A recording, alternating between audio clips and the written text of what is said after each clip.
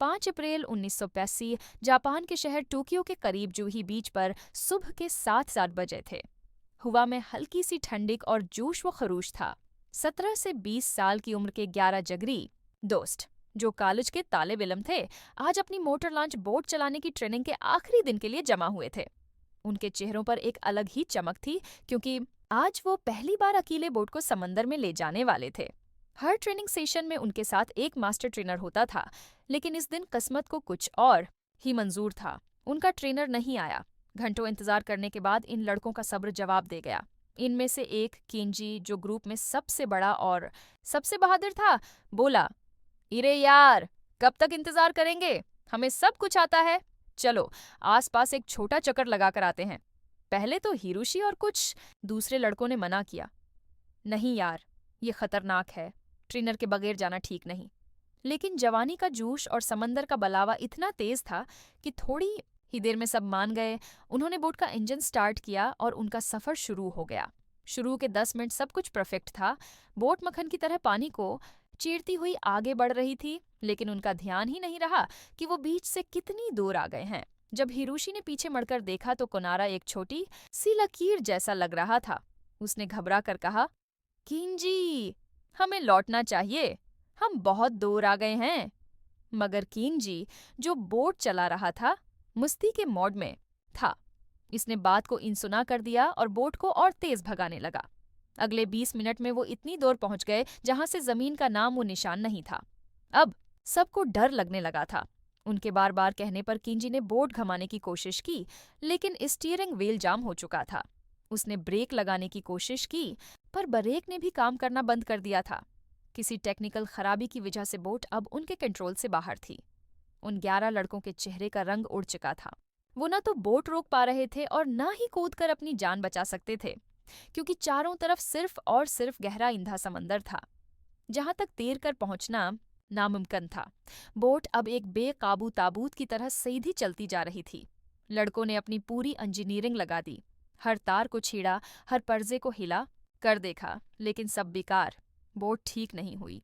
शाम हुई, सूरज समंदर में डूब गया और रात ने अपनी काली चादर फैला दी। अब उनके पास बस बोट में पड़े रहने के सिवा कोई चारा नहीं था। बोट में खाने पीने का जो थोड़ा बहुत सामान था, वो बस 1-2 दिन के लिए ही काफी था। कुछ रस्सियां, एक बड़ी कटारी, छिरी और थोड़ी सी पानी की बोतलें, यही उनकी कल जमा पूंजी थी। दिन रात में बदला और रात फिर से दिन में। बोट तब तक चलती रही जब तक उसका तेल खत्म नहीं हो गया। फिर एक सुबह जब हल्की सी रोशनी हुई, वो नींद से जागे। उन्होंने देखा कि बोट अब रखी हुई है, लेकिन ये राहत की बात नहीं थी, ये और भी डरावनी थी, क्योंकि वो अब समंदर के बीचों बीच थे। दूर दूर तक न कोई किनारा, न कोई पहाड़, न कोई पेड़ पौधा, कुछ भी नहीं, सिर्फ लहरें थीं जो उनकी बोट से आकर टकरा रही थीं। पहला दिन, दूसरा दिन, तीसरा दिन वो इसी तरह तैरते रहे। दिन की धूप उन्हें आग की तरह जला देती और रात का अंधेरा उनके दिलों में खौफ भर देता। रात में समंदर के नीचे से अजीब अजीब आवाजें आते। कभी कोई बड़ी मछली या कोई अनजाना जीव इनकी बोट से जोर से टकराता और वो डर के मारे एक दूसरे से चमट जाते। चौथे दिन शाम होते होते मौसम ने क्रोट ली। आसमान में काले बादल घिर आए और देखते ही देखते एक भयानक समुद्री तूफान उनकी छोटी सी बोट पर टूट पड़ा। समंदर की ऊंची ऊंची लहरें उन्हें किसी खिलौने की तरह इधर उधर पटकने लगे। घंटों तक मौत का ये नाच चलता रहा। उन्हें लगा आज उनका आखिरी दिन है, लेकिन जब रात खत्म हुई और सुबह की पहली किरण फूटी तो उनकी आंखों को जिस चीज पर यकीन नहीं हुआ, वो था सामने नजर आ रहा एक जजीरा, इसलैंड। इस जजीरे को देखकर उन्हें ऐसा लगा जैसे किसी मरते हुए इंसान को सांसें मिल गई हों। उन्होंने अपनी बच्ची खच्ची हिम्मत जटाई और किसी तरह अपनी बोट को जजीरे के किनारे की तरफ धकेलना शुरू किया। उन्हें डर था कि अगर ये जमीन का टुकड़ा भी हाथ से निकल गया तो शायद वो फिर कभी जमीन देख नहीं पाएंगे। और आखिरकार 4 दिनों के बाद उनके पैरों ने जमीन को छुआ। वो दौड़कर जजीरे के अंदर भागे। प्यास से उनका गला सूख कर कांटा हो गया था। वो पागलों की तरह पानी ढूंढने लगे, लेकिन कहीं पानी नहीं मिला। तभी इनमें से एक कायतू की नजर एक नारियल के पेड़ पर पड़ी। बस फिर क्या था, बोट से मिली रस्सी के सहारे वो पेड़ पर चढ़े और मीठे नारियल के पानी से अपनी प्यास बुझाई। उस दिन नारियल का वो पानी उन्हें अमृत, आब हयात जैसा लगा। जमीन पर बैठकर सबने एक लंबी सांस ली। अब उन्हें एक और सच्चाई का सामना करना था कि वो यहाँ फंस चुके हैं। केंजी और हिरोशी, जो ग्रुप में सबसे बड़े थे, उन्होंने लीडरशिप संभाली। हिरोशी ने, जिसे सर्वाइवल की किताबें पढ़ने का शौक था, सबको समझाया, अगर हमें यहाँ से जिंदा लौटना है तो हमें 3 चीज़ों पर ध्यान देना होगा। रहने के लिए एक पनाह, पीने के लिए पानी का इंतजाम, और सबसे ज़रूरी, आग। उसकी आवाज़ में एक ठहराव था जिसने बाकी लड़कों को हिम्मत दी। उन्होंने सबसे पहले बोट के टूटे हुए हिस्सों को रस्सी से पेड़ से मजबूती से बांध दिया ताकि वो समंदर में बह न जाएं। और इस तरह एक अनजान जजीरे पर शुरू हुई 11 लड़कों की जिंदगी और मौत की लड़ाई। पहला काम था मीठे पानी का एक मुस्तकिल जरिया ढूंढना। नारियल से हर रोज प्यास बुझाना मुमकिन नहीं था। 2 दिनों तक वो जजीरे के कोने कोने में भटकते रहे। आखिरकार जजीरे के थोड़ा अंदर जाकर उन्हें एक छोटा सा झरना, स्प्रिंग स्ट्रीम, मिल ही गया। साफ मीठा पानी देखकर उनकी आंखों में खुशी के आंसू आ गए। उन्होंने उस झरने के पास ही अपना पहला ठिकाना बनाने का फैसला किया। जंगल की बड़ी बड़ी पत्तियों और डालियों का इस्तेमाल करके उन्होंने काम चलाने वाली झोंपड़ी बनाई, जो बहुत कमजोर थी, लेकिन कम रात के कीड़े मकोड़ों से थोड़ी हिफाजत तो दे ही सकती थी। लेकिन इस जजीरे पर उनकी पहली रात कयामत की रात थी। जंगल से आती अजीब और डरावनी आवाजों ने किसी को सोने नहीं दिया। हर आहट पर ऐसा लगता जैसे कोई खूनख्वार जानवर झाड़ियों में छुपा उन्हें ही देख रहा है। वो रात उन्होंने एक दूसरे का हाथ पकड़कर जाग कर गुजारी। सुबह होते ही खाने की तलाश शुरू हुई। हिरोशी अपनी किताबों से मिले इल्म का इस्तेमाल करके उन्हें सिखाने लगा कि कौन से फल और कंद, रूट्स खाए जा सकते हैं। इसी बीच युवा नाम के एक लड़के ने भूख के मारे एक चमकीला संदर सा फल तोड़कर खा ही लिया था कि हिरोशी ने चलाकर उसे रोका और उसके मुंह से वो जहरीला फल बाहर निकलवाया। इस दिन वो समझे कि ये जंगल जितना संदर दुखता है, इतना ही खतरनाक भी है। दिन गुजरते जा रहे थे और जजीरे पर जिंदगी आसान नहीं थी। हर दिन एक नई चुनौती लेकर आता। एक दिन समंदर के किनारे नोकीले पत्थर पर पैर पड़ने से दायकी का पैर बुरी तरह कट गया। न कोई दवा, न कोई मरहम। इन्फेक्शन का डर सबको सताने लगा। उन्होंने झरने के साफ पानी से उसका जख्म धविया और जंगली पत्तों को पैस कर इस पर बांध दिया। इस वाकया के बाद किंजी ने सबको इकट्ठा किया और काम का बंटवारा किया। इस ने उसूल बनाया, कोई पानी लाएगा, कोई खाना ढूंढेगा और कोई मिलकर रहने की जगह को और मजबूत बनाएगा। उनका सबसे बड़ा संघर्ष था आग जलाना। महीना भर बीत गया। वो हर रोज कोशिश करते, पत्थर पर पत्थर रगड़ते, लकड़ी पर लकड़ी घिसते, लेकिन आग की एक चंगारी भी नहीं निकलती। कुचा खाना खाकर वो बीमार पड़ने लगे थे। उन्होंने नौकीले पत्थरों और सीपियों, सिया शेल्स को घुस घुस कर चाकू और भाले जैसे औजार बनाए। एक दिन कांव और दायकी अपने बिनाए हुए भाले से उथले पानी में एक बड़ी मछली का शिकार करने में कामयाब हो गए। 9 दिनों में ये उनकी पहली बड़ी कामयाबी थी। इस दिन कच्ची मछली खाते हुए भी उनके चेहरों पर एक चमक थी, एक जीत की चमक। इस कामयाबी ने उनके टूटे हुए हौसलों को थोड़ा विड़ा। उन्होंने एक बड़े पेड़ की छाल पर कोयले से जजीरे का एक नक्शा बनाना शुरू किया, जिसमें पानी का झरना, फलों के पेड़ और खतरनाक जगहों को मार्क किया गया था। ये उनका इस नई दुनिया में बसाया गया पहला नक्शा था। एक दिन समंदर के किनारे उन्हें एक टूटी हुई प्लास्टिक की बोतल बहकर आई हुई मिली। इस बोतल को देखकर उन्हें अपनी पुरानी दुनिया, अपना घर, अपने माँ बाप सब याद आ गए। इस एक बेजान बोतल ने उनके अंदर दबे सारे इमोशंस को बाहर निकाल दिया। वो सब उस दिन घंटों समंदर की तरफ मना करके बैठे रोते। जैसे जैसे दिन बीत रहे थे, खाने की कमी एक बड़ी मसला बनती जा रही थी। इसी बात को लेकर एक दिन रैन और ताकीशी के बीच जोरदार झगड़ा हो गया, जो हाथापाई तक पहुंच गया। किंजी ने सख्ती से बीच बचाव किया और इसी दिन एक और उसूल बनाया कि जो भी खाना मिलेगा सब में बराबर बांटा जाएगा, चाहे वो एक टुकड़ा ही क्यों ना हो। इस उसूल ने उनके बीच के तनाव को कम किया। कुछ ही हफ्तों बाद साउदा नाम का एक लड़का बरी तरह बीमार पड़ गया। उसे तेज बुखार था। बिना किसी दवा के उन्होंने बस दिन रात उसकी देखभाल की। उसे पानी पिलाते रहे, उसके माथे पर गीली पत्तियां रखते रहे। कई दिनों की देखभाल के बाद वो ठीक हो गया। इस वाकया ने उन्हें सिखाया कि इस जंगल में वो सिर्फ एक दूसरे के सहारे ही जिंदा रह सकते हैं। उन्होंने एक बड़े पेड़ के तने पर हर रोज एक लकीर खींचकर वक्त का हिसाब रखना भी शुरू कर दिया था। ये लकीरें सिर्फ दिन नहीं गिनती थीं, बल्कि उनकी उम्मीदों पर पड़ रही हर एक चोट का हिसाब भी रखती थीं। दूसरा साल, तीसरा साल, वक्त गुजरता जा रहा था। अब उनके बाल और दाढ़ी बढ़ चुके थे, कपड़े फटकर चीथड़े हो गए थे और कुपोषण, मालन्यूट्रिशन और कड़ी मेहनत ने उनके जिस्म को सूखा दिया था। उनकी चमड़ी धूप में जलकर तांबे जैसी हो गई थी। कई लड़के अब उम्मीद छोड़ चुके थे। उनके बीच झगड़े और बहस आम हो गई थी। योकी नाम का एक लड़का तो एकदम चुप हो गया था। वो बस एक टुक समंदर को देखता रहता। तीसरे साल जब वो जजीरे के दूसरे कोने को घूम रहे थे तो उन्हें एक गार के अंदर एक इंसानी कंकाल मिला। ये खोज उनके लिए एक बहुत बड़ा झटका थी। ये इस बात का सबूत था कि वो पहले इंसान नहीं थे जो यहाँ फंसे थे और यहाँ से निकलना तकरीबन नामुमकिन है।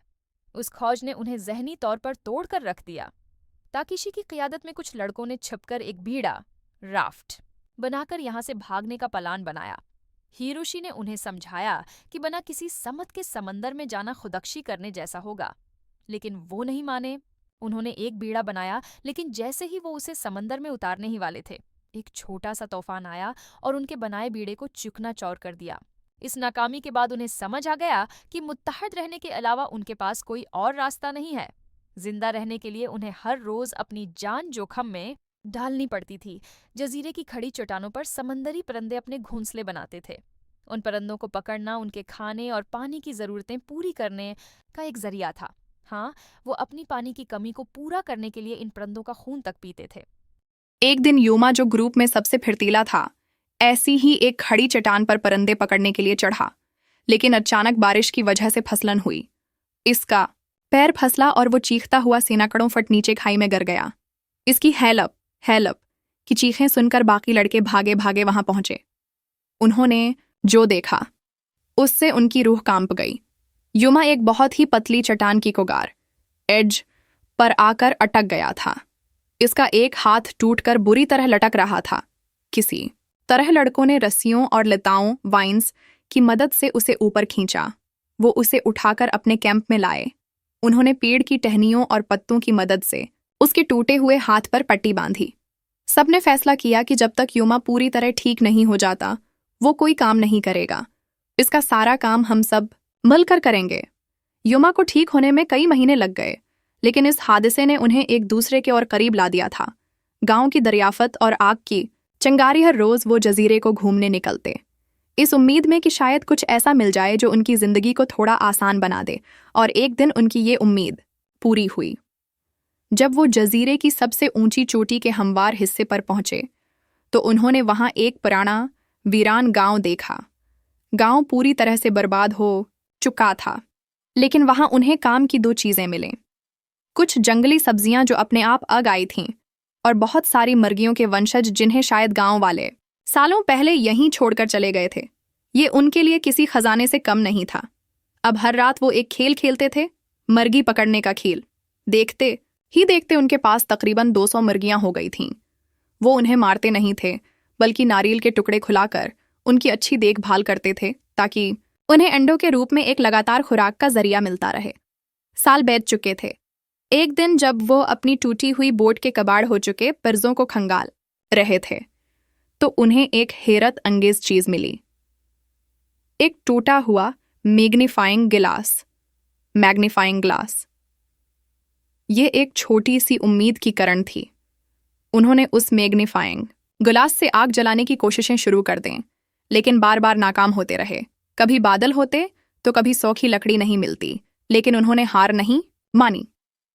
9 साल बाद पकी हुई मछली का जायकावर फिर 9वीं साल के आखिर में एक खुली हुई तेज धूप वाली दोपहर में हिरोशी और यूमा आखिरकार सूखे नारियल की रेशों पर सूरज की किरणों को फोकस करके आग जलाने में कामयाब हो ही गए।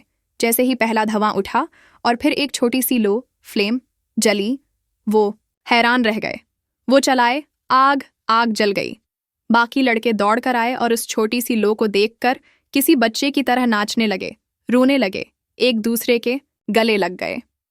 9 साल के बाद उन्होंने आग देखी थी।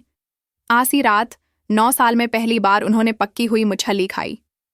गर्म खाने का वो जायका, वो खुशबू, उसे महसूस करके वो सब फूट फूट कर रो पड़े। अब उनका एक ही मकसद था, इस आग को किसी भी कीमत पर बुझने नहीं देना। 24 घंटे कोई ना कोई एक पहरेदार की तरह इस आग की रखवाली करता। बचाव और वापस आना ने जजीरे की सबसे ऊंची पहाड़ी की चोटी पर सूखी लकड़ियों का एक विशाल ढेर, ह्यूज पाइल बनाया, जिसे उन्होंने सालों से इकट्ठा किया था, और एक दिन उसमें आग लगा दी। घुना काला धुआं आसमान में मैलों दूर तक फैल गया। अब शुरू हुआ इंतजार। एक दिन बीता, 2 दिन बीते, हफ्ते बीत गए, लेकिन कोई नहीं आया। उनके मन में फिर से मायूसी घर करने लगी थी। एक रात उन्हें दूर समंदर में एक जहाज की रोशनी दिखाई दी। वो पागलों की तरह चलाए, मुशालें जलाएं, लेकिन वो जहाज अपनी समत में आगे बढ़ता चला गया। ये झूठी उम्मीद उन्हें अंदर तक तोड़ गई। वो तकरीबन हिम्मत हार ही चुके थे। वो नहीं जानते थे कि उनकी किस्मत बस कुछ ही घंटों में पलटने वाली थी। एक मछली पकड़ने वाला जहाज जो एक तूफान के सबब अपना रास्ता भटक गया था, इसी जजीरे के पास से गुजर रहा था। जहाज के कैप्टन ने जब दूर से आते इस अजीब घने धुएं को देखा तो उसे कुछ गड़बड़ लगी। उसने तजस्सुस, क्यूरियोसिटी में जहाज को इस तरफ मोड़ने का फैसला किया। जब लड़कों ने अपनी तरफ आते जहाज को देखा तो उन्हें अपनी आंखों पर यकीन नहीं हुआ। उन्हें लगा कि ये उनका कोई वहम है, कोई सपना है, लेकिन वो सपना नहीं था। जब बोट किनारे पर आकर रखी तो वो 11 लड़के जो अब जंगली दुखने वाले जवान बन चुके थे फूट फूट कर रो पड़े और मदद के लिए चलाने लगे। माहीगीर उन 11 इंसानों को देखकर हैरान रह गए, जिनकी जबान और रवैया तकरीबन बदल चुका था। जहाज पर चढ़ने के बाद 9 साल बाद उन्हें पहला नर्म बस्तर और ढंग का खाना मिला। जब वो बंदरगाह पर पहुंचे तो उनके खानदानों से उनका पुनर्मिलन, रियूनियन हुआ। वो माँ बाप जो ये मान चुके थे कि उनके बच्चे मर चुके हैं, इन्हें 9 साल बाद अपने सामने जिंदा देखकर खुद को रोक नहीं पाए। इन 11 लड़कों की ये हैरत अंगेज बका की कहानी पूरी दुनिया में फैल गई, जो इंसानी हिम्मत और जिंदा रहने की एक अम्र मिसाल बन गई।